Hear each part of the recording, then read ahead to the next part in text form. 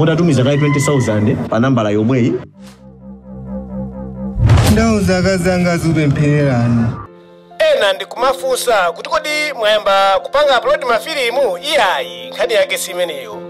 Uyu tikumuona apa ndi Pwedo. Pwedo ndi nyamata uja anatchuka mu filimu ya School Days komanso akuchita act filimu ija amanena kuti Welcome to Maula Prison. Mkulu ameneyi zikumveka kuti tikunena pano ali mu chitolokosi cha polisi amugwira. Akunena kuti mkulu ameneyi wadya zitheba. Kodi zitheba zimenezi wadya nyemba zosakhwima. Kodi nyemba zosakhwima zimenezi ndi ziti? Tatiye tuone video imene Tamia Jah wapanga. Tamia Jah wafotokozera kumbali yake ndipo akumanenetsa ndithu kuti nkhani imeneyi ikuoneka kuti ndi allergy chabe, singathe kutheka kuti ndi zoona komanso ndi zabodza. Tatiye tuonere video imeneyi, tisayiwale kupanga like, comment komanso subscribe.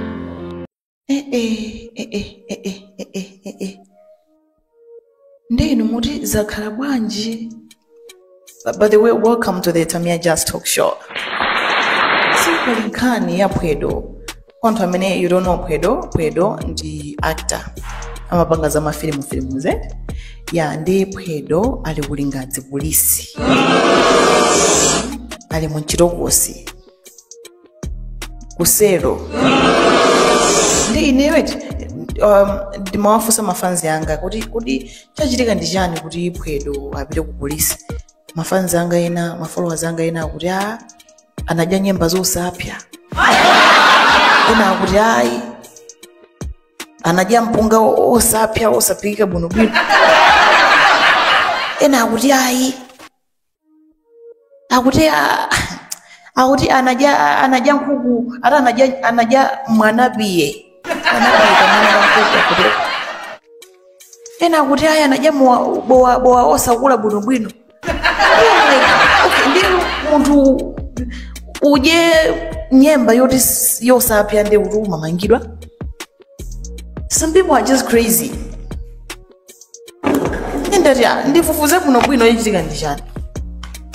Okay, so papa anthu ena wesangati understand kuti understand ati chifukwa chokuti kaya kuli filimu yomwe yakutulutsa ya kumaula chanchani filimu kaya ndi understand. No, it's not a stunt.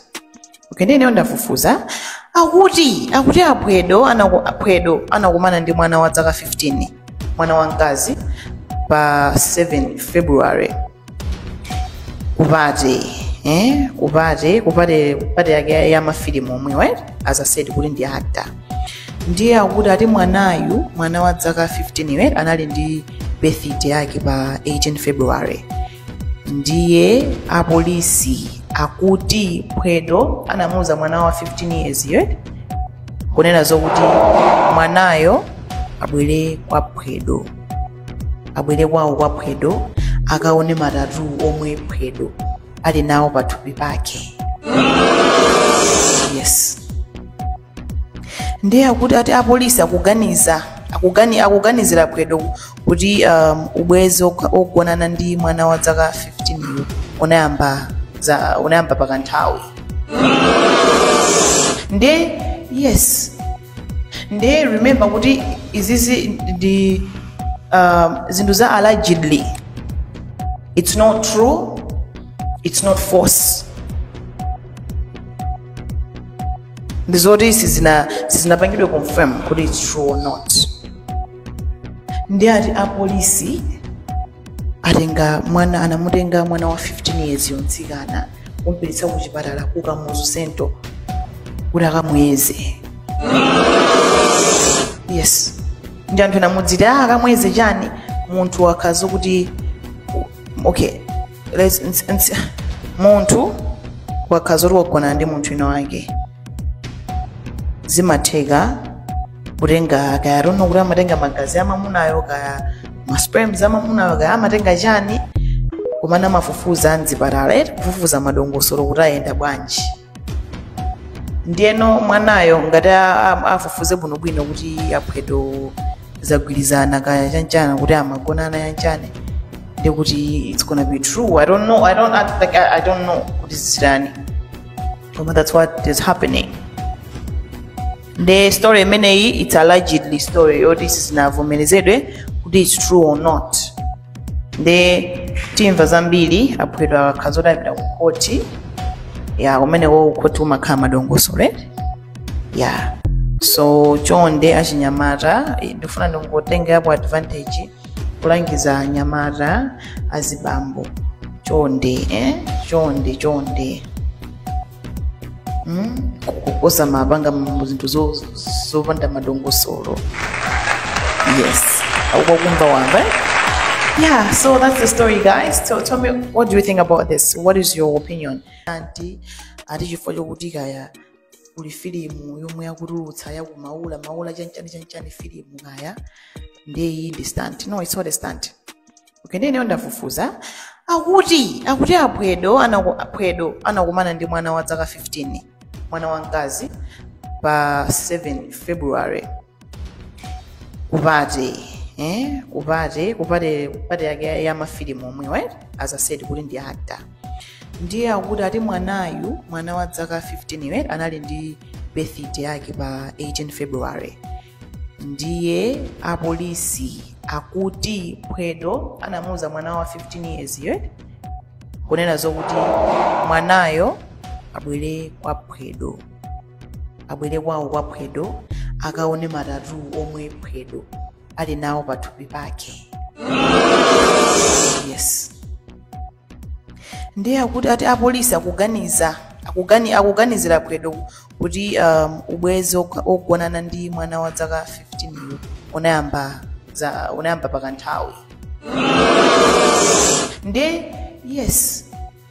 Ndiye remember kuti izizi ndi zinthu za allegedly. It's not true. It's not false.